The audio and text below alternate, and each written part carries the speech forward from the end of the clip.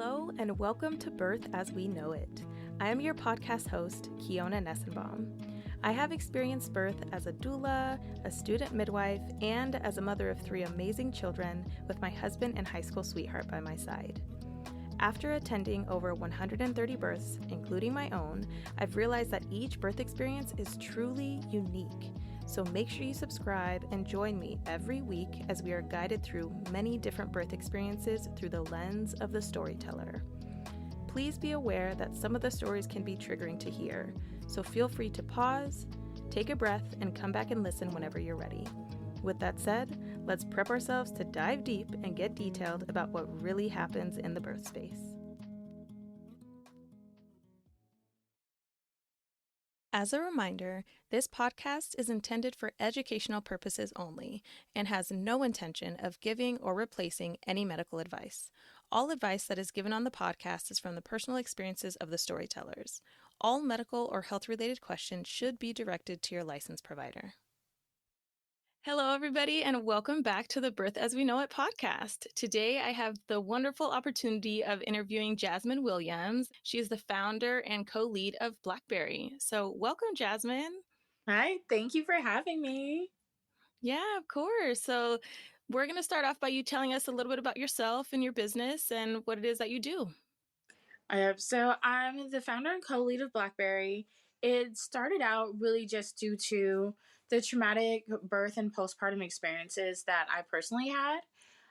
A friend stepped in and provided me with postpartum doula support, and at that time, I didn't even know what a doula was, and this was actually like in mid 2019. And so once I found out, and it really aligned with how I love coming in and supporting community, I built out BLKBRY first as a postpartum doula practice, but quickly realized that full spectrum support is what the Black community needed, and built it out to being a full spectrum doula practice that explicitly serves Black folks. We have our freestanding doula center, which houses our community pantry, formula distribution, and our community milk bank as well. That is beautiful. I love that. I love that so much. So you have an actual office location. Mm-hmm. Yeah, so we have an actual center in Burien, but we are working to obtain funding so that we can purchase a building and actually open up a holistic wellness and birth center that will explicitly serve Black folks, but also be a place where our Black birth workers, our Black midwives, especially our trusted community midwives, are able to practice and attend births. That's beautiful. So you're located in Burien, Washington, which is on the outskirts of Seattle, Washington. Mm-hmm. That is super awesome. I love that so much. And I think that that is such an amazing resource that is absolutely necessary for our community. And I'm just really, really very much looking forward to seeing where that comes in the future. That's really, really cool. So tell me a little bit about yourself and your family. Like who's in your family and, what stories will you be sharing with us today? So for my family, we are a small little unit. It's myself, my oldest kiddo, who's now in their early teenage years, and then I have a little one who's 10 years younger, who's just the most amazing little toddler. But also with my youngest, I've also learned about being a parent of a child with special needs. My child was diagnosed with autism this year, and so that's also been something that realizing just the additional support our families need and how autism, different disabilities, and mental health look differently for us. Mm-hmm. So we've also really been concentrating on other special needs supports that we're able to provide Black families too. Yeah, that's beautiful. So it sounds like, based off of your personal life experiences, you've also adjusted and realized that the needs that you have, others need in your community as well, which is Mm-hmm. making it to where your, BLKBRY business is kind of going to be like a one-stop shop for safety and support and just holistic practices. I think that is amazing. Thank you. Yeah, and our big thing is it's not saying that we're going to do all the things, but at least being able to provide that short term support Mm-hmm. while we connect them to long term resources. And I think that's one of the biggest things, too. We see a lot of organizations who can't support folks, Mm-hmm. and so they immediately just cut them off and send them elsewhere rather than helping them to navigate the systems, helping them to get in contact with folks. And so that's really what we also want to support folks with. Yeah, I think that's beautiful. I love that. We're going to move on a little bit more to get more into your personal pregnancy and birth stories. Did you ever attend a birth prior to becoming pregnant or having children yourself? No, so I hadn't attended a birth, but my youngest sister is 10 years younger than me. And so my mom went into labor during my birthday party. I remember. So seeing like that early labor stage, I've witnessed that. My older sister had 2 kids before I had my child, but I was away at college for the births, and so I didn't really get to see. But I was there for that postpartum and getting to provide that support. Yeah, I think that's beautiful. And I love being able to hear your little ones in the background here occasionally too, which is fine. It just proves that, parents are parents and we do what we can, right? I think that that's really awesome that you did get to experience and see, even though you weren't present at the birth, you saw other people postpartum or in the early stages of labor, and it kind of like put the puzzle pieces together over time, which I think is really great. Let's go ahead and dive into your personal pregnancy of your first. So how was it finding out that you were pregnant? I'll start by saying like both of my pregnancies were intentional. Like we had planned the pregnancies out, but with my eldest, that being a first pregnancy, I didn't know about implantation bleeding. With that pregnancy, I just remember like we had planned out the pregnancy. We were actively trying, and I had my period, but then also had implantation bleeding, which I misthought was my period. And so I didn't realize I was pregnant until I was getting close to the end of my first trimester. And so for me, it was kind of that late getting in support, getting an OB, but I didn't even know what to look for when looking for a provider, not knowing that I need to see who the entire team is, where they have privileges to attend births at. And so it was all new, but for that pregnancy, I was so excited. Was so excited for my youngest too, but definitely learned a lot from my first pregnancy and how to move along with my second. Yeah.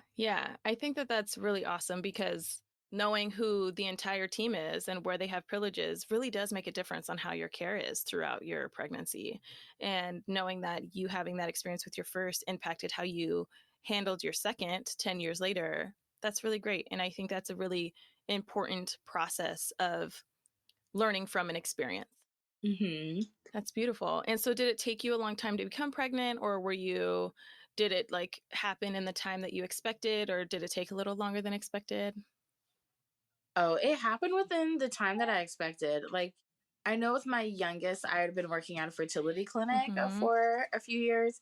So I kind of already knew what to do in terms of that pregnancy. But with my first, like, I really just kept track of my menstrual cycle.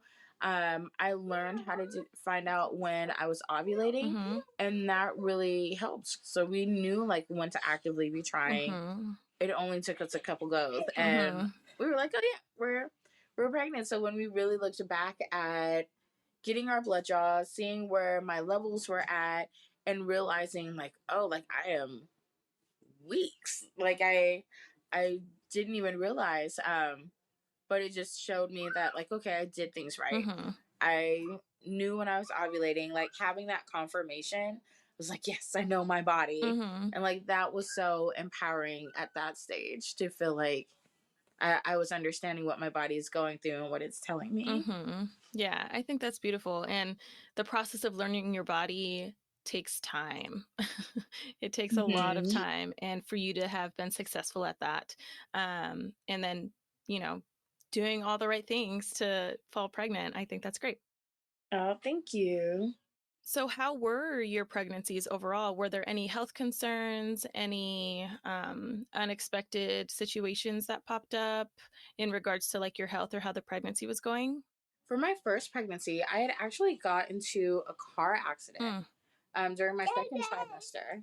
And so that was definitely worrisome because I didn't realize too about being RH negative and how that affects things having that accident just let me know too, like, more I need to learn medical wise of knowing about RH negative, how that affects my body, how that affects my baby. Having that car accident was definitely an eye opener. Mm-hmm. And so it also made sure that I did my research with my pregnancy and knowing that postpartum, I was going to need another program shot. Mm-hmm. Knowing how to approach any further pregnancies that I wanted to have.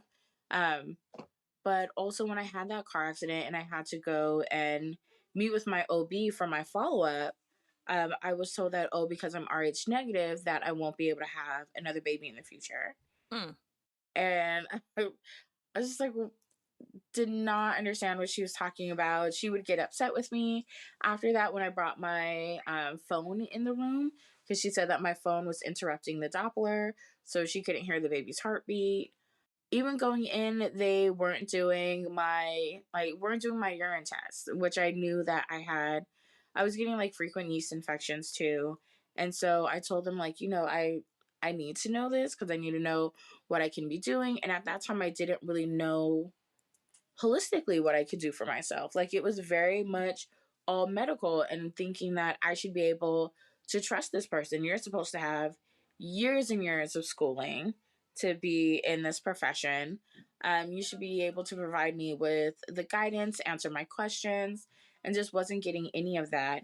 And so I really had to go about doing my own research, but I actually switched providers, which is something I tell clients now about. But it was great to actually have that experience and learning about doing that. But even with that, that provider wasn't too much better. I just really learned about not just health complications, but the white supremacist systems that promote these health complications, and not realizing I was developing Hashimoto's and hypothyroidism. And as I was asking my provider about my weight gain, so I literally gained 100 pounds during my first pregnancy. Mm-hmm. And that weight just did not come off afterwards as much as I had worked out. Mm-hmm. Even doing intermittent fasting, eating a plant-based diet, like doing a calorie deficit, for some reason just like was not going anywhere. Mm-hmm. And I was also primarily exclusively nursing. Mm. And I'm like, well, why is like this weight not coming off? And it took all the way up into preparing for my second pregnancy, so that 9 years later, finding out that I had Hashimoto's, finding out more about my body and diet, really trying to prevent any other complications from arising. Mm-hmm. But learned so much during that first pregnancy in regards to just interacting with these providers and how certain health complications could have been avoided if they had just listened to me when I brought up things, when I brought up my concerns, and that they had ran tests for me. Like, that would have been the biggest thing. Right. Run the test, explain it. Like, I can understand if you explain it to me. And so, yeah, I really just learned from those experiences. Yeah. And so did the Hashimoto's, and did you say hypo or hyperthyroidism? Hypothyroidism. How did those impact your pregnancy? I tend to have low milk supply because of the hypothyroidism. It affects my milk supply. But it also really affects my weight gain and my diet. I had to be on a synthetic thyroid medication just to make sure I could maintain weight during my second pregnancy and not go up in my weight. And so my second pregnancy, I only gained probably about 35 pounds, but wasn't able to lose any of it. So that just added on more weight from the 100 pounds I gained during my pregnancy, and then the weight that I gained after that pregnancy, because my traumatic birth and postpartum experience, it made me really distrust providers. So I didn't seek out care.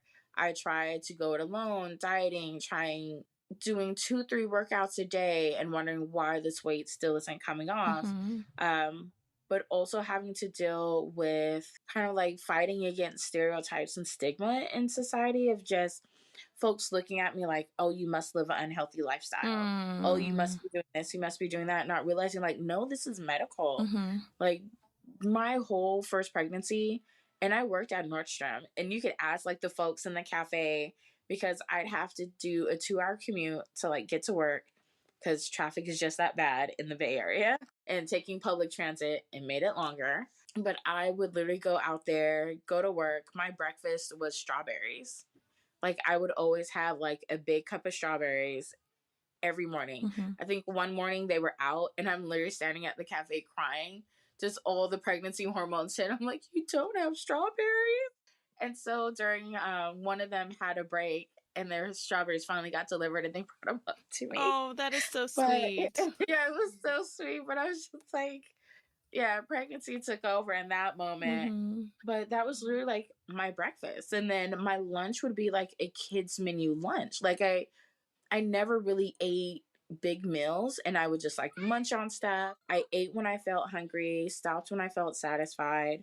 But I would go walking. I had been playing sports, doing all this stuff. And so now to have this medical complication and everybody looking like, oh, like you do live a healthy lifestyle. Mm-hmm. Even with providers today, I'll try to go and talk to them. They'll be like, oh, well, let's keep a food journal. Mm. And I kind of look at them like, for what? Like, what are you trying? Like, I told you what the problem is. It's not my eating habits. It's not my exercise habit. Mm-hmm.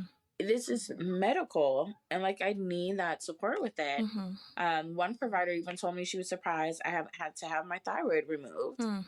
They were like, yeah, your levels are just that bad. I was like, I guess I'm going to have to keep seeking out a provider until I find the one that's the best fit, Mm-hmm. that's going to listen. But with my second pregnancy, I had one of the doctors that I worked with, I had him put in orders for my labs. And so he actually really started me off on the right track with my second pregnancy, because I told him what was going on with my health history, what I was worried about with this coming pregnancy. Told him, you know, I'm starting to see a natural path, but she's not putting in the lab work that I'm requesting. And he put it in. I did it right in office. He went over my results with me, talked to me about it, and was like, you know, if you need any other help, just contact me. And he worked at one of our other locations. Yeah, was so sweet about it. He'd see me in the office, wouldn't say anything. So like nobody knew, but he really helped me start off on the right track with this second pregnancy. And so that provider worked in your fertility clinic with you? Oh, that's beautiful. That's beautiful. And it sounds like, you know, just going back, it sounds like the judgment, the precursor judgment that you were getting from other providers is because of the way that you looked. And also like on top of just like the imagery of it is you're coming in knowing, having done some research, like you're like, hey, I really need this. And I feel like when some providers get that, they feel like, why are you trying to do my job for me? You know, that kind of energy. And so with your first pregnancy, you lived in the Bay Area. Right. And then for your second pregnancy, you were in the Seattle area. Yeah. So I moved back to Seattle when my oldest was like 3 or 4 years old. So we moved back out here. I worked like a few different jobs, and then I found my way into working at the fertility clinic. It was such an eye-opening experience too, being on the inside, seeing how folks are treated medically. And actually, when my friend had approached me about becoming a doula, I had actually thought about being a fertility doula first because I was working at that clinic and wanting to support the BIPOC families going through there. But like none of the providers looked like me. There were things that were going on with their like administrative or directive team that just didn't sit right with me. And I had dealt with some BS through them and was just like, no, like I gotta go. The providers were great, but it was really kind of like the support folks, the directors, and I'm just like, nah, y'all are doing too much. I had to leave from that. It wasn't gonna benefit my community if I stayed. Yeah, that's beautiful. And I think that it's really awesome to see kind of the process just happen verbally for you from an outside perspective on like how what you went through, the support that you did have, and then the moments that you had realization of like, this isn't the place for me right now. And I need to take the next step to move to a place that has better practices of what's needed. So I think that's awesome. Oh, thank you. Yeah. So let's move into your first birth. Did you realize when you were starting labor? Did it start spontaneously? Did you need to be induced? All those things. So I'm one of those folks that everything happens all at once. There are some folks who like their mucus plug will come out like days or weeks before and everything starts gradually happening. My body was just like, we're giving it to you all in one day. So I literally like woke up and I still remember the time, it was 2:53 in the morning. My mucus plug had dislodged. Like I felt it dislodge. The whole thing came out all in one piece. And literally contractions built up from there. And I just remember it was like something else. And I was going through a GV relationship at that time too. And my ex had actually was just like, oh, I'm going to go get gas because they knew the contractions were building up and like left. And I actually didn't see my partner at that time for like 2 weeks because he just completely left and disappeared. Thankfully, my mom was there, but being in labor, like I had to, thankfully my older sister lived in the area, so we were able to call my older sister.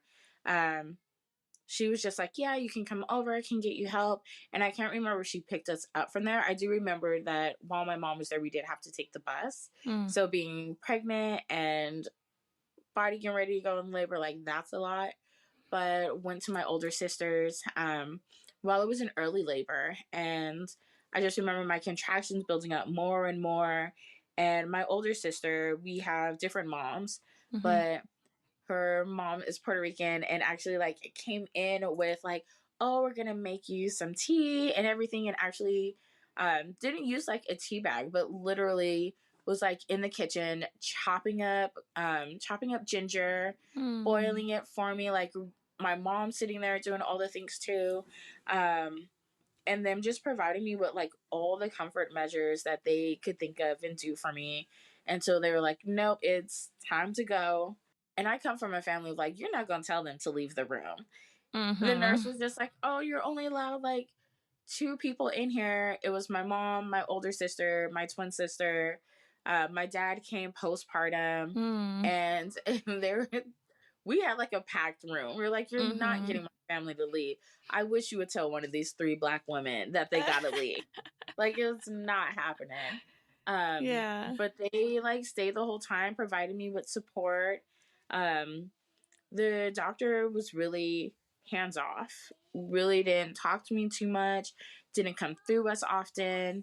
I had an amazing BIPOC nurse that was there the entire time I was at the hospital. And she was incredible. Like she was joking around with my family, really made things a lot lighter for us.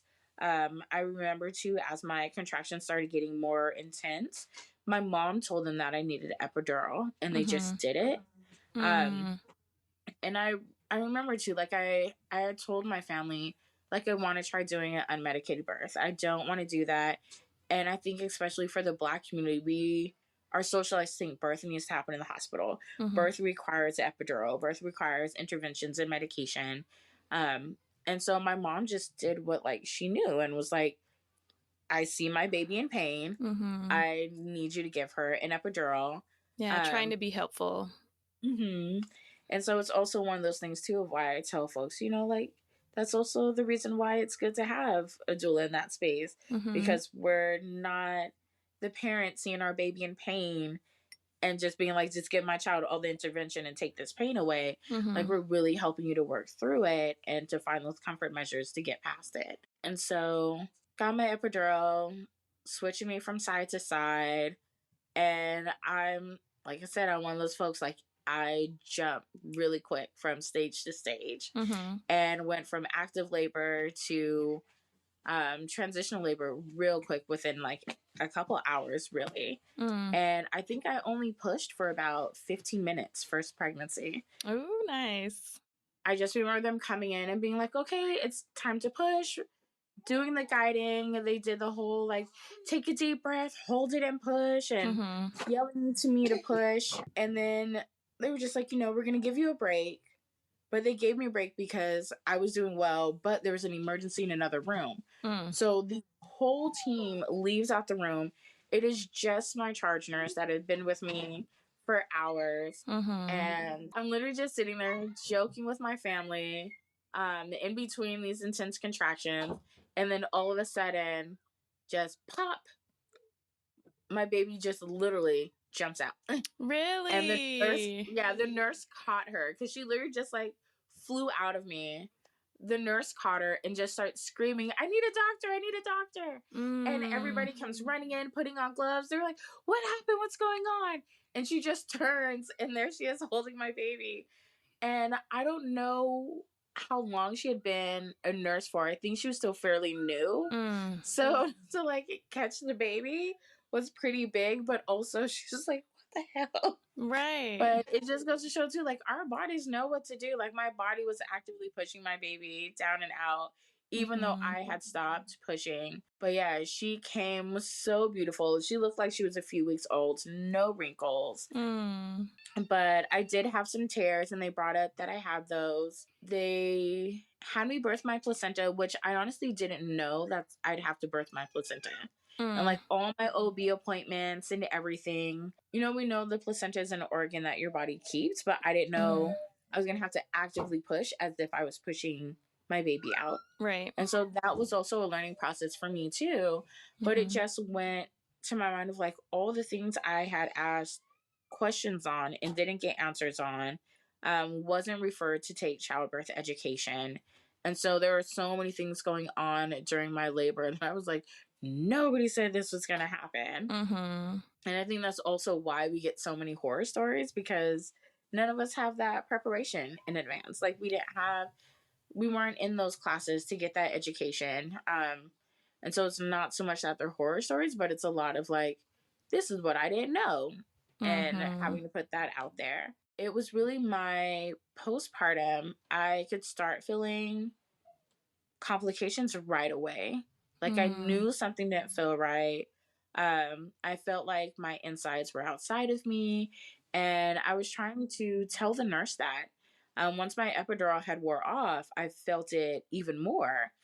And it just kind of felt like something was slowly coming out. I could feel like something dangling and touching my inner thighs. And in California at that time, and I'm not sure, I can't say if it's all of California or if it's just that hospital's policy, but your first bath or shower postpartum, the nurse actually washes you down.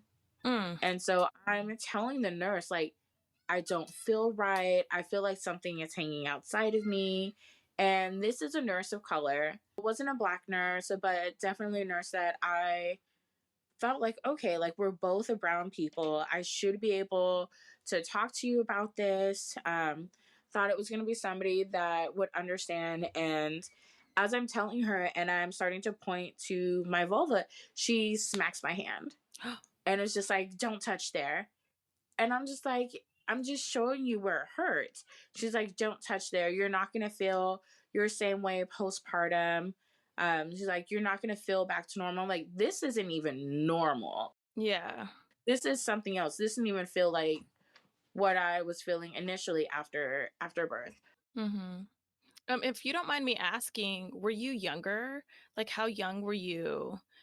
I was 23. 23. Okay, so that's so interesting to me because I'm thinking like younger parents, when they do have children at a younger age, I feel like it may be possible for people to be like, kind of like, you're too young to understand, you're not wise kind of thing. But I don't know. I feel like there's a whole bunch of moving parts in this. Yeah, which a lot of folks actually thought I was younger than what I was. I just looked young at that age too. I really tried to like explain to her like, no, this doesn't feel right.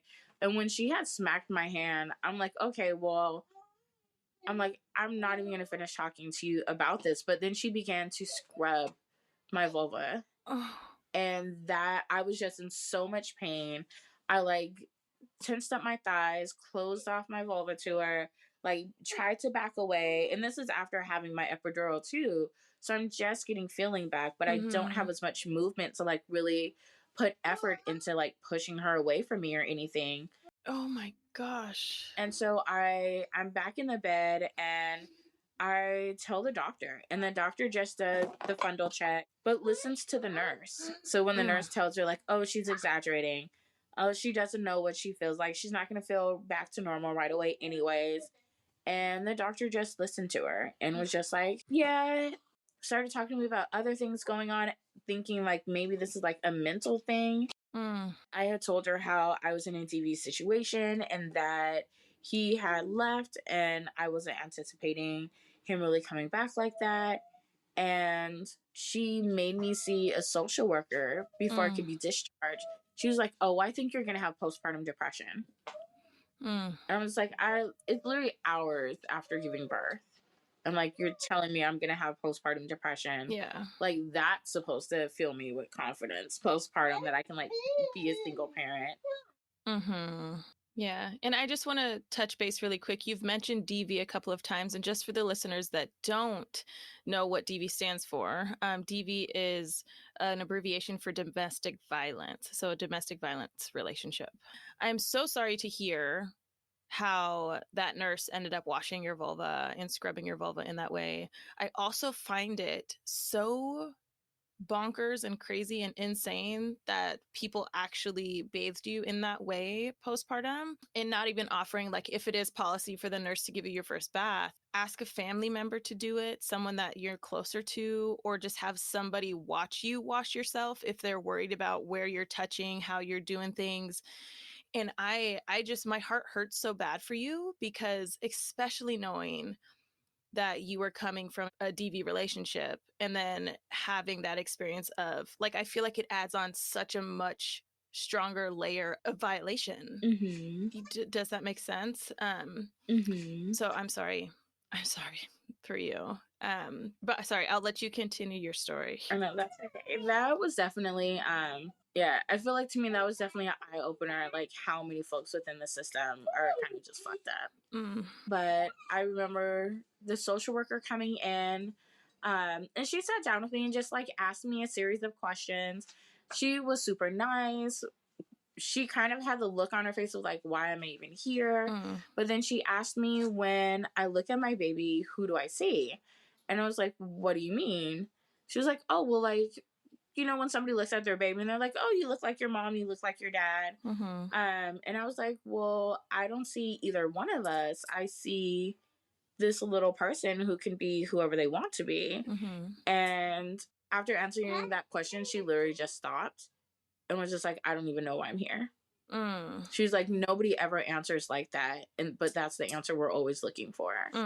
She was like, I'm gonna sign off on it. I don't know why she had me come in here, but they were like, but the OB was pretty much prepared to discharge me and to keep my baby, thinking like the social worker wasn't gonna pass me, and even when coming in was just like, had like an attitude. Oh no. And so I do think about it, especially when seeing all the stories right now from folks who have had their babies medically kidnapped, of how close my little one was to being medically kidnapped. Yeah. If I didn't pass that social, well, one, if I didn't get the social worker that I did, and two, if I didn't answer the way that they wanted me to answer, like what could have stemmed from that.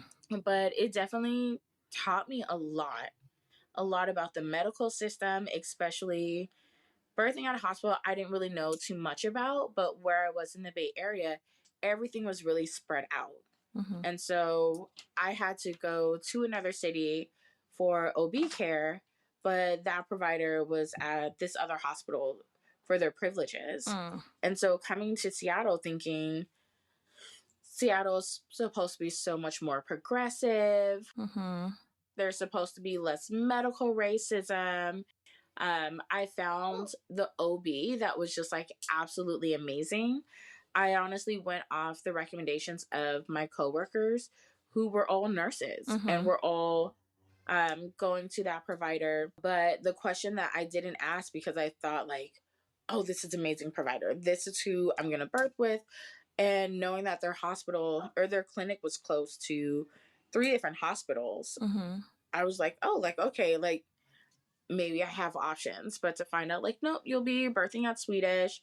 And even when I was having conversations with folks about that, nobody had warned me about Swedish. But I feel like they also do kind of a cover up and being like, oh yeah, we have this care and that care, but nobody told me about the doulas that they have there, or that they had Black doulas to provide culture congruent support. But like there was no information given to me. And really, my first experience with Swedish was honestly a good one. I had got pneumonia during my pregnancy with my youngest, Mm-hmm. and I had to be at the hospital for a week. It Mm. was my left lung was so damaged, I could hardly breathe. Um, I remember I was at work when folks figured out that I had pneumonia, and it took actually our nurse manager who came in, and they had to like take me out in a wheelchair and get Mm. me to the hospital and got me to the ER. And they were like, my vitals were so low that he was surprised, like how I was still functioning. Mm. And I had an Asian doctor in the ER, Asian male doctor. And I just remember looking at him and I'm like, I don't want to die. Mm-hmm. Like that, because I literally could not breathe and I couldn't figure out what was going on with me. And they did an x-ray and everything were just like, they could complete, like it showed up Mm-hmm. in my left lung. Like, no, you have it. And so being at that hospital, like I had an amazing nurse that was so helpful to me. Like she really made sure like anything that I needed, helped me with getting stuff, helped me with getting up and being able to move and walk around. But then when it came to when I was actually in labor, it was a whole different team and a whole different experience. Like those two folks that I had interacted with, the ER doctor and that nurse, really set me up thinking like, okay, I feel more comfortable birthing here. Folks care. And then I got it to that birthing unit months later and was just like, this is not what I experienced before. Yeah. I had a different person on my doctor's provider team, which now I tell my clients, like, make sure you check out who all the providers are, Mm-hmm. because you may not get your provider Mm-hmm.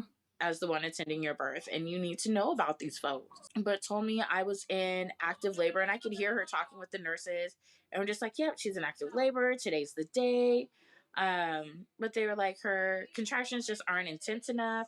And it's like the machine doesn't pick up how intense the contractions are. For one, I have to tell you, and I'm telling you they're intense. You're just interpreting the way I handle pain as they're not being intense. Mm. And so that was definitely one of the things of, once again, being neglected. But as they're telling me, like, oh, we're going to send you home so you can labor at home. But as I'm leaving out of triage, in comes this white woman, fully in tears. And the doctor just turns to me and is just like, points over at the white woman. It's like, okay, now when you look like her, then you come back. What? Yes, literally said that to me. Like, when you look like her, then come back.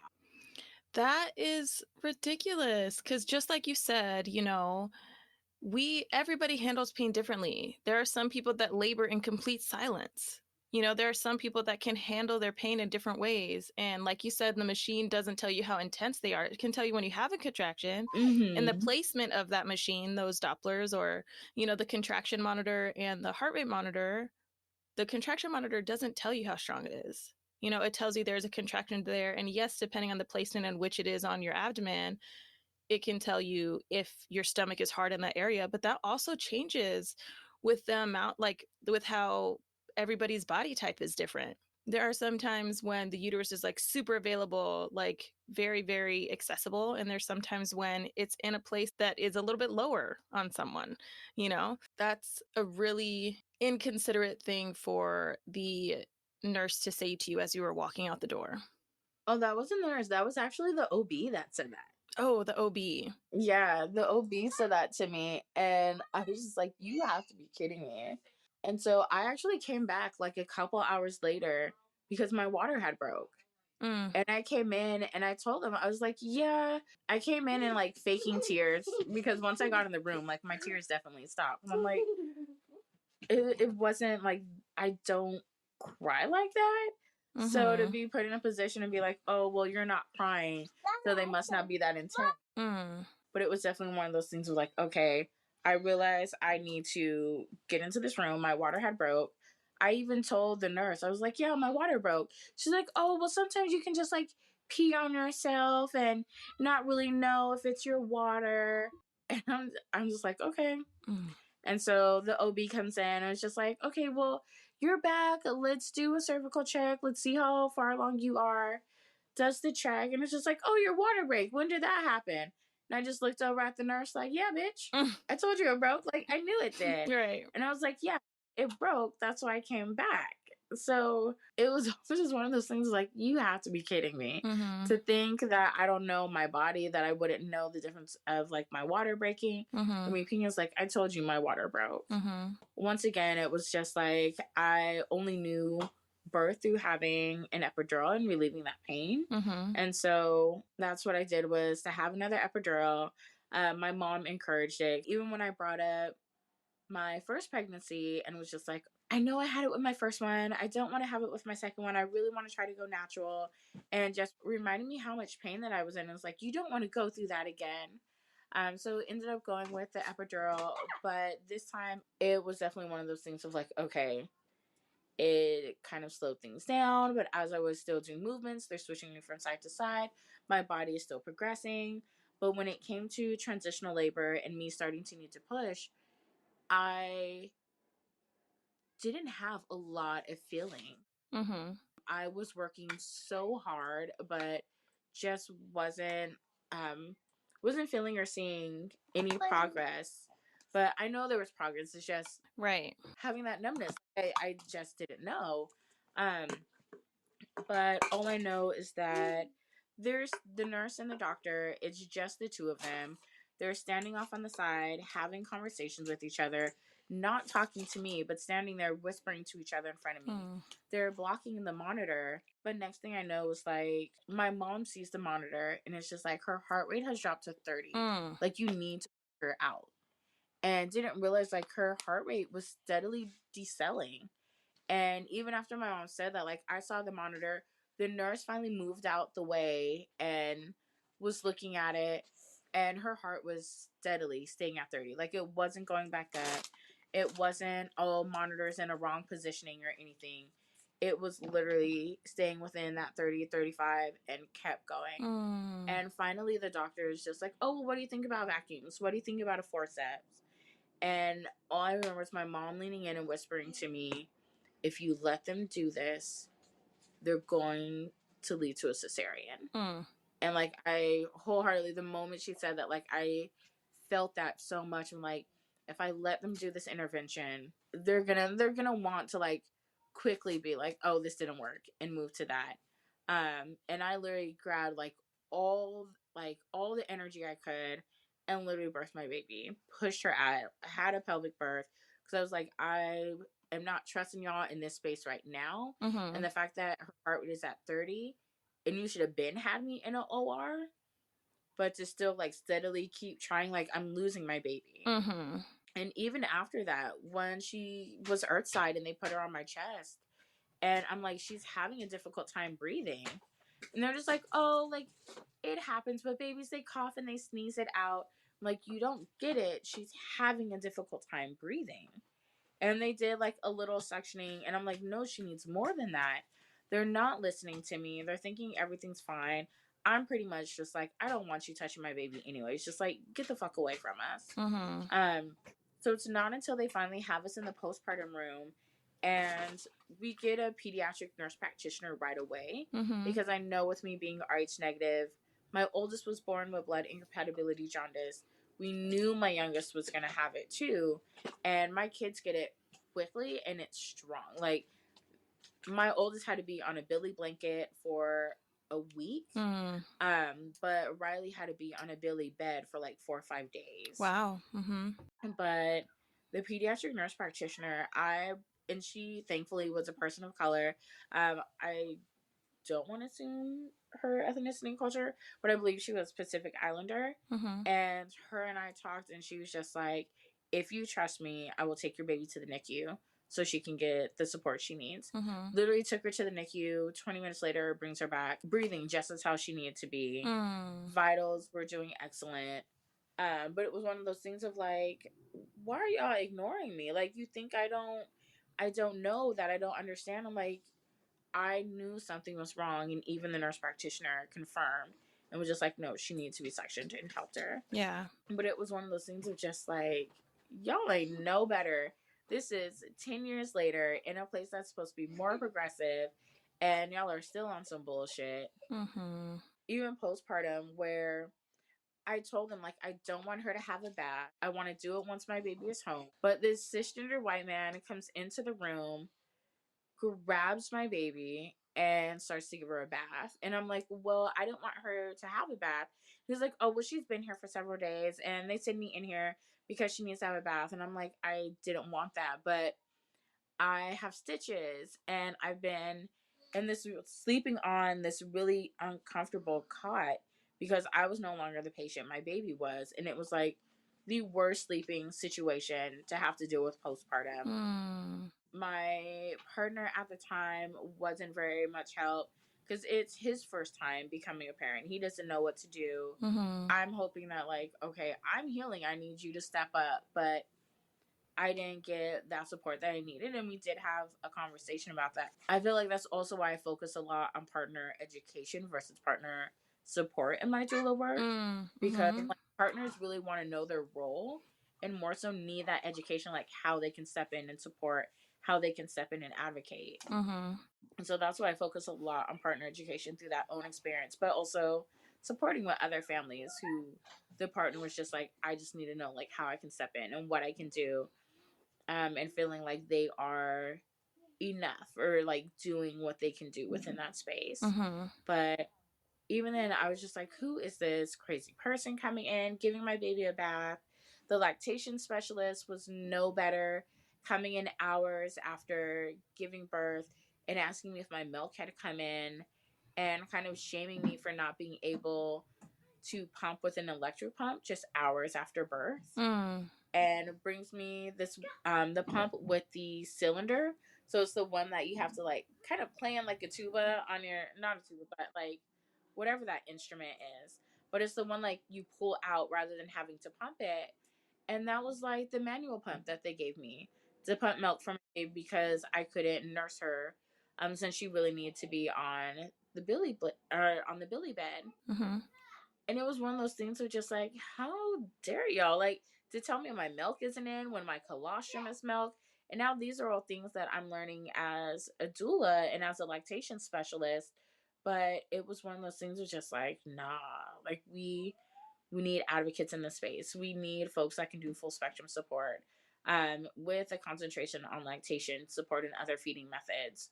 Because their thing was just like, oh, well, your milk isn't good enough to move the jaundice out of your baby's system.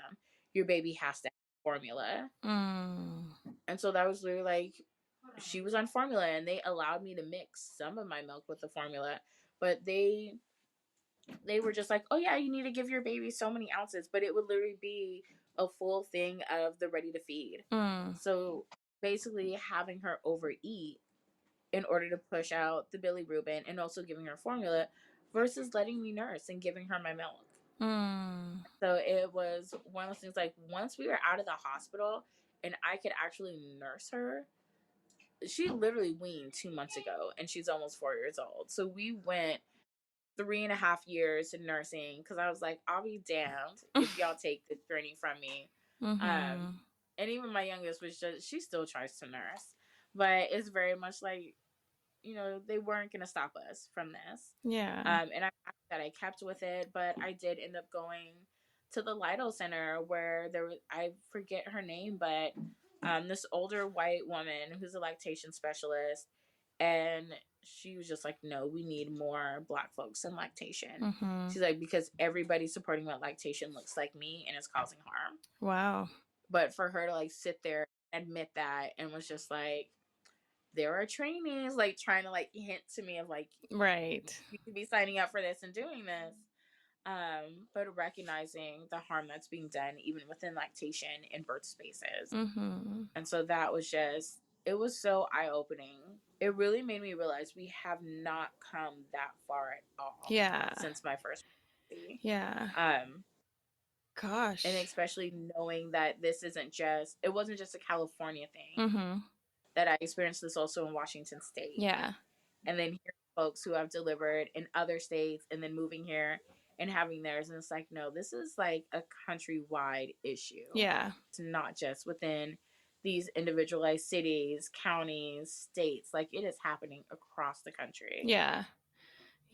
Goodness, man, there's so much to unpack there. There's so much to unpack. And I'm happy to hear that you pushed through and had a 3.5 year, body feeding, breastfeeding, chest feeding journey with your youngest. I think that that's amazing. And taking back into control what you know that you can, like once you're out of the space, once you're in your own space, you have that confidence to know, like, I can do this. Mm-hmm. And I'm happy that your mindset was strong enough to push through those things of like negative sayings, like, like where everybody kind of seemed to be like against you or not even listening, not validating your feelings, your emotions, your sensations, and not validating those things. And for you to be strong within that and, you know, have to deal with that really, really shitty experience and to come out and say, I still got this though. I can do this, because some people don't. Some people let that stuff bring them down and keep them down when it comes to the decisions that they make, because that is the beginning. Even if it was your second child, that's the beginning of your life experiences with that baby, you know? And Mm-hmm. so you could have not pushed through. You could have been like, okay, I can't do this, and choose a different route. And so I'm really happy to hear that you stuck through and advocated for yourself in that way. I think it's amazing. It's super awesome. And I'm happy to hear that. Thank you. Yeah, Yeah. one of my biggest things, like, I didn't want to repeat my first postpartum experience Mm-hmm. because with having my uterus coming outside of me, and it really was like I had uterine prolapse, I had retained placenta. The providers postpartum didn't listen to me, but I also didn't fully know like what to say, what to do. And Mm-hmm. it was like, okay, you're going to discharge me, let me take my baby. I was just ready to go, and I got rushed back to the ER after delivering my first baby. It will really, the day I was discharged, I ended up going back to the ER that night. My twin sister ended up driving me. But I just remember getting there. We told them what was wrong. We told them that I was immediately postpartum. So they roomed me right away. Mm-hmm. But literally, it was just in a regular ER room, curtain up. Mm-hmm. Uh, but got a cis white male doctor who came in, who was upset with me Mm-hmm. for being discharged with, I didn't know I could tell them like, no, I don't want to leave. Mm-hmm. But also I wanted to leave because I'm Right. like, you're putting me through all this shit. Like, you're not even listening to me. You're telling me everything's okay. Mm-hmm. But I literally, like, I went to the restroom and I came back and I showed my mom, and she's like, you need to go to the ER right now. Mm-hmm. Was there a lot of blood or? Yeah, no blood, but like could literally see. Oh, your uterus. Yeah, you could literally see my uterus hanging out of me. Mm-hmm. Um, and I felt like it may have been like the regular amount of blood postpartum, Mm-hmm. but of course, like, it's my first time, Right. so for me, I'm just like, maybe this is right. Mm-hmm. But I just remember him just telling me to lay back and immediately start doing a DNC. Mm. Didn't tell me what he was going to be doing. And it was just like so painful, but literally just like removing placenta, asking me questions with an attitude. Why did you let them discharge you? It's Mm. like, dude, I don't know. Just like, just help. And I didn't know at that time what he was doing to me. And it took me talking to a medical provider afterwards and explaining the procedure. And they were like, he did a DNC on you without anesthesia. Like, Mm. he shouldn't have done that. But like, I had never had a DNC. Mm-hmm. I didn't know what it was supposed to be. I didn't know that it should have required anesthesia. I didn't even get any local anesthetic. Mm. But it was literally, didn't get moved to an OR. I was still in that ER room. He just told me lay back. I thought it was going to be like, okay, maybe it's a cervical check. He's just checking, but he immediately Mm. just started going on me. And it was one of those things of just like, fuck, like that harm alone, and then also my twin sister witnessing that. Mm-hmm. It took the 10 years, the 9 years to actually get to a position to where I'm like, okay, I feel healed enough Mm-hmm. to try again for another baby. Mm. But this time I went into it with like all the knowledge. After working with providers and being out here, I feel like I might have put too much trust in providers out here. Mm. And so it was one of those things of like, okay, like maybe things are different out here. And it's just like, Mm-hmm. no, just got hit again with no. Yeah. Black birth is no different here than it was in California. Mm. That's so hard. And like for the listeners, a DNC is, I don't know the proper like abbreviation for it, like what the D stands for and what the C stands for, but I know that the action of it is when the provider goes into your uterus either manually or with tools to remove whatever is inside your uterus. And so Mm-hmm. to do that without anesthesia is so, or like even any kind of medication, because some people don't use just anesthesia, like they use like fentanyl or something to get you like loopy so you're not like present in the moment, or nitrous so that you can breathe through it, kind of thing. That is so just wrong, how there's no communication in just doing it, and then to have it be witnessed by your twin sister. First off, I'm happy your twin sister was there because you didn't have to go through that moment solely alone. But at the same time, what a shocking experience. Mm-hmm. So unexpected, you know? And I think about what that secondary traumatic Mm-hmm. experience my twin sister had. And I don't think a lot of people think about doulas having that secondary PTSD from birth Mm-hmm. experience, because we see harm being done and we don't always have somebody to process that with. Mm-hmm. But my twin sister was there for the birth and saw the harm done there, was there at the ER and saw the harm that was there. And we turned 37 this year. Mm. And my twin sister still chooses not to have kids. Mm.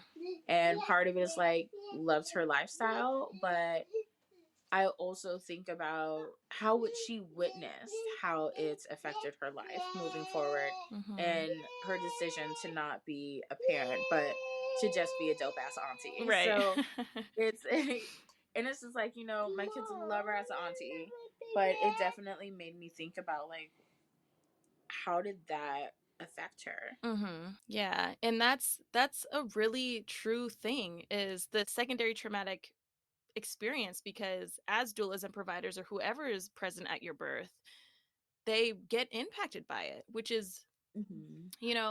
that's why like in this podcast I'm open to interviewing people that were just present at births and not necessarily birthing themselves, because you are truly impacted by it, whether it be a really amazing beautiful experience or a really traumatic, scary, and shitty experience. Mm-hmm. Because that's how come some people joke around and being like, oh, I was at my sister's birth and that was enough birth control for me, Mm-hmm. that kind of like joking matter of being like, no, like I don't want to go through that, that seems really tough and hard.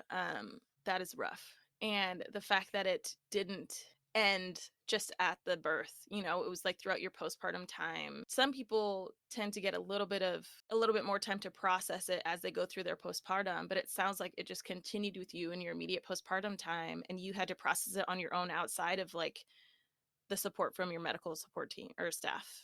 Yeah, it took a lot of just like continuous healing after that, but it also took just, I feel like thinking about it, like it took 9 months to me to bring this little one into the world. Well, really, it's 10 months when we really do the math. Right. But it took all this time to bring my little one into the world. It took 24 hours to bring my baby earthside, but it took 9 years to heal from what I experienced. And like, folks don't think about that. Like, when we talk about like needing that time, needing a process, but even during my healing process after my first birth and postpartum experience, we really didn't have a lot of providers that looked like us. So there wasn't anybody for me to lean on. And then now as a doula, and having my youngest in 2019, it was like there was more, but we still are lacking. Yeah, but those were definitely things that impacted how I wanted to be in birth work, but also just as I started connecting with other folks and realizing I'm not alone in my experiences. There are so many other folks still experiencing harm. And finding out kind of how wide it is with different institutions and providers that are doing this to us.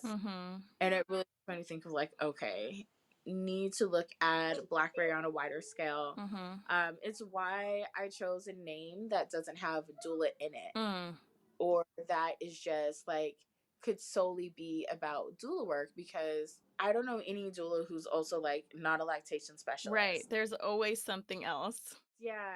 Like, we have so much more into that, and we all do invisible social work. I don't know a single Black doula that doesn't purchase items for their families out of their own pocket because they know that family needs something. And so I wanted something that would be expansive in the way that we need support. And so that's why I chose, well, one, I got it from a Tupac song. Because I was like, I don't know what I was going to name it. And I was literally about to give up on coming up with a name. And that came up. And I'm like, no, this is perfect. And then I removed the letters out the name. Really, I wanted it to signify what's missing in Black perinatal, reproductive, and infant health care, but also where we're filling in the gaps. So that's why there are letters missing in the name. And so how do you spell it, if for people that are wanting to search it up? Yeah, it's spelled BLKBRY. But we really have been working at looking like, okay, what does community need? We take community feedback. I invite folks to call me in and call me out, make sure that we're being held accountable to the Black community, so we can make sure that everything that we're doing, our support and our resources, are Black centered and are explicitly for Black folks. And we really strive to be that place of like, okay, we can be a one-stop shop. We can have long-term continuity of care, wraparound services, but also being able to do short-term support while we connect folks to safe resources that are also culturally congruent. And I'll say this too. So like when I say culture congruent, it means actually getting that support from somebody of that culture, not just somebody who has cultural competency. Right. Of like, oh yeah, I understand. And this, I feel like there are so many providers out there right now, especially as Black organizations are emphasizing that we can provide. We see so many organizations right now that are non-Black, people of color, ran or owned, and white organizations that are saying that they can provide culture congruent support to the Black community and are like using our language because they're seeing that we are out here. They're seeing a number of us coming into practice. And I think that there needs to be conversations with them on like what it actually looks like to be allies and to amplify our voices rather than appropriating our language for care for our community. And I say that that's also very present with advertisements or even marketing or even walking into a building and there's a ton of like beautiful Black and brown pictures and images of families, and then every single provider that's there is not a person of color. So I've seen that for sure. Yes. And I feel like because out here, I notice it so much more too, just in spaces. But I hear it in the radio, I see it on social media. And because it's not an amplifying of our voices, it's really them trying to control like our narrative and to keep us going through their systems. And it needs to be, well, if y'all are in a position to support our community, like how about working with us so we can make sure our community is getting the proper support that we need. But I definitely feel that right now we're seeing such an amount of beautiful Black birth workers coming into practice. But I feel like as it comes up, like we are experiencing new barriers. And I think that there just needs to be more communication with our community too, to make sure of like, no, this is what culture congruent care looks like, feels like, and really helping these other organizations like, no, stay in your lane. You provide culture competency.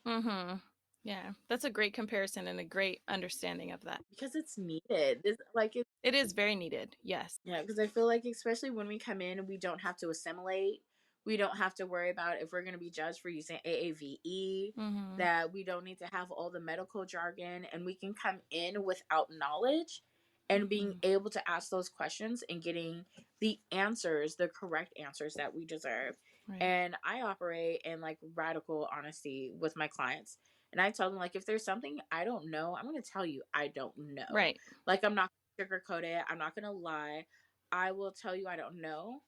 But with the understanding of I know somebody who has the answer, I'm going to make sure I get you the right answer and not just feed you some bullshit. Right.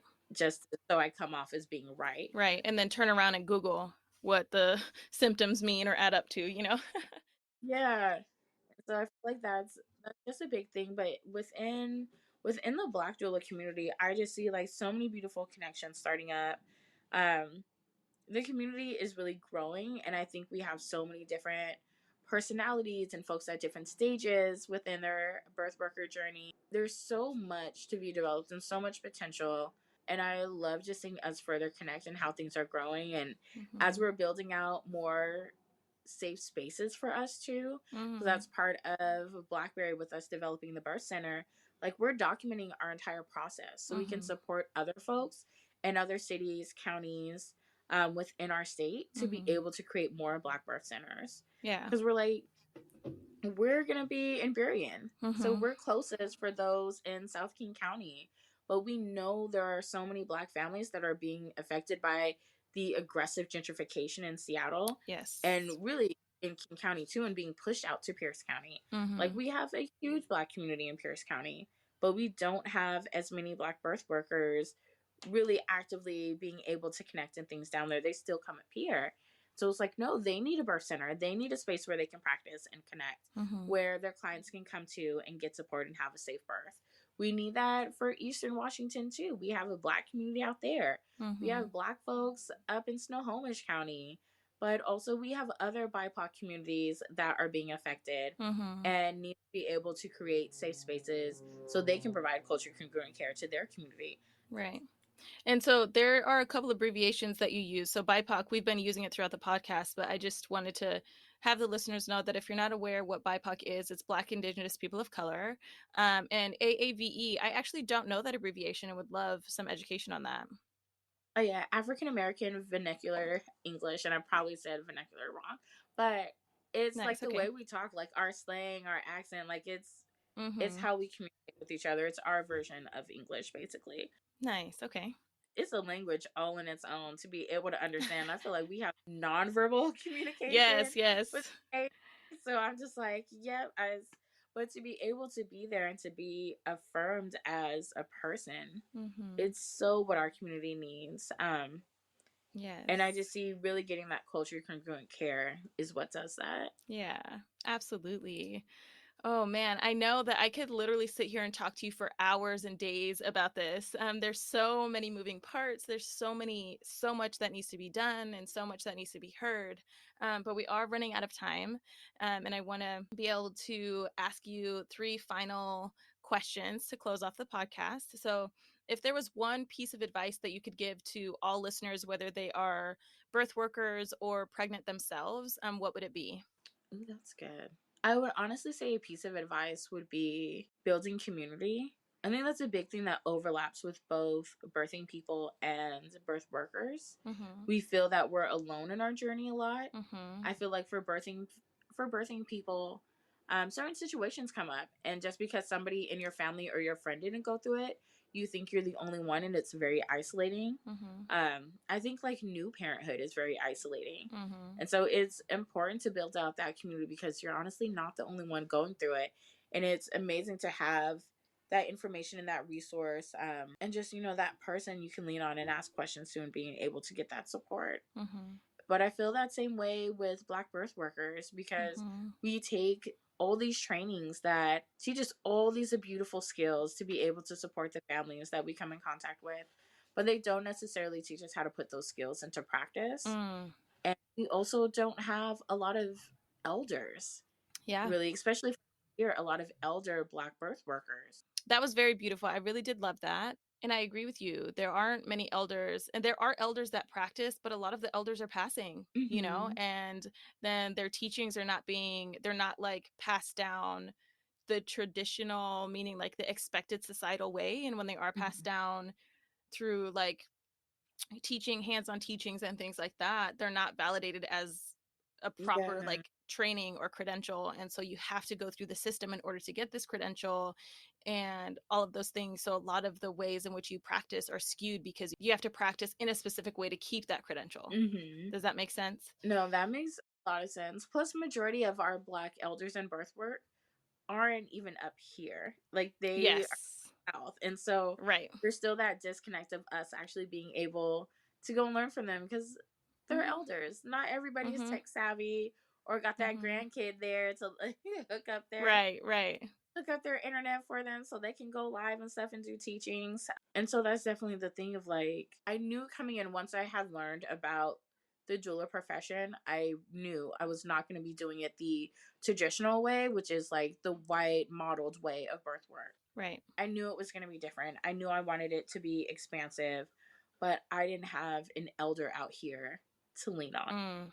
And so Yeah, I get everything that. I've been doing, I'm like, it's new. And I've been getting mentoring from the doulas within our generation because we don't have an Mm-hmm. elder mentor that has done this. Like, to be able Right. to just out here, they're all in the Right. South. And so it's like, this is all new territory.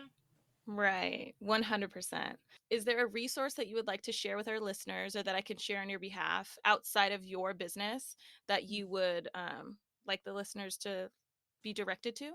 Yeah, so we do have sibling sites. So it's something Mm. new. We have them posted on our website. So, Being the Village and the Tacoma Urban League, they are one of our partners. Absolutely amazing. They have a community pantry themselves, but they also do a support group and so many amazing activities for Black families. They also do formula distribution and help our families in Pierce County to get donor milk. And then there's also Shades of Divinity. They're our sibling site as well in Tacoma. They help BIPOC families. Mm-hmm. And then we are still developing out our relationship with Shades of Motherhood in Spokane. Um, Mm. their organization supporting with BIPOC doulas, and we're really trying to learn with them of like how can we support you, because we're not trying to like Mm-hmm. take over and be the say all be all for Black folks in Mm-hmm. Washington State, but we know that different areas and communities have different needs, and so we're really trying to Mm-hmm. see how can we support these other organizations and what resources can we share. So Being Mm-hmm. the Village, you can find them on Instagram. Also, they have their website. They also have a Black parent Facebook group as well. Shades of Divinity is also on Instagram and has their website. And so does Shades of Motherhood. And so I would definitely tap into them. They are additional amazing resources in our state, providing families with other support services. I love that. I think that's great. That is a very wide net to be able to cast out for our listeners. That's really beautiful. And the final thing that I'll be asking is what is one word that you would use to describe the experience that you personally had with both of your pregnancies, labors, and postpartum? I know it's hard, but just try your best to do one word. So I would honestly say motivation. Like, that is Okay. the initial word that comes to mind because I'm motivated to make sure this doesn't happen to anybody else. I'm motivated to Mm. make not just system changes, but for us to have our own systems in place to support us. Motivated to rebuild community. It's what drives me, and why when folks are like, I don't know how you get so much done in a day, it's that motivation. It's the motivation to Mm. see us thrive. Yeah, that's beautiful. I love that. That's such a great closure, like round off and determination. I love it. I love it. Motivation, 100%. That's Thank great. you. Yeah, of course. Well, Jazmin, thank you so much for coming on the podcast. I'm so happy to be able to share your stories and your journey here. I am 100% sure that your experience and your journey and your teachings through this podcast episode are going to inspire and motivate and empower listeners, and they're going to be turned your way. So I'm really excited about that. So thank you so much. Awesome. Thank you. Thank you so much for having me Yeah. on. I'm so excited, and I always love being in space with you. Oh, great. Yeah, thank you so, so much. I'm excited about it. So thank you.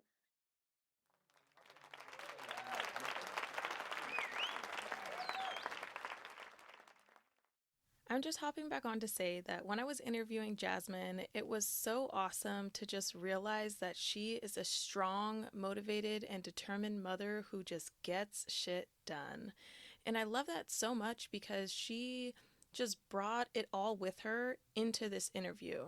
And as you can hear, some of the time her kids do pop up in the background, but she keeps on rolling, and it just shows that she's a great multitasker. She's also a great mother, and she always puts her kids first, which is 100% amazing.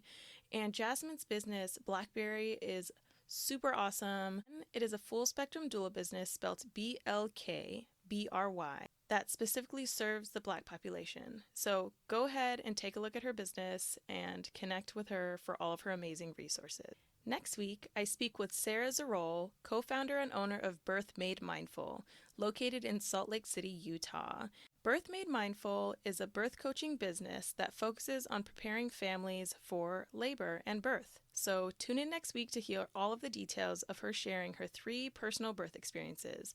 1, a C-section, the second being an unmedicated VBAC, and the third being a home birth. There is a lot of amazing juicy details in there, so tune in next week to not miss out.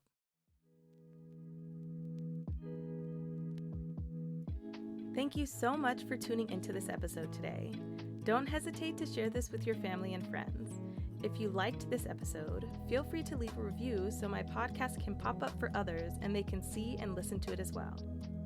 If you have a birth story or experience you would want to share on the Birth As We Know It podcast, head over to KionaNessenbaum.com and fill out the guest request form. That is KionaNessenbaum.com. I look forward to connecting with you again soon. Bye for now.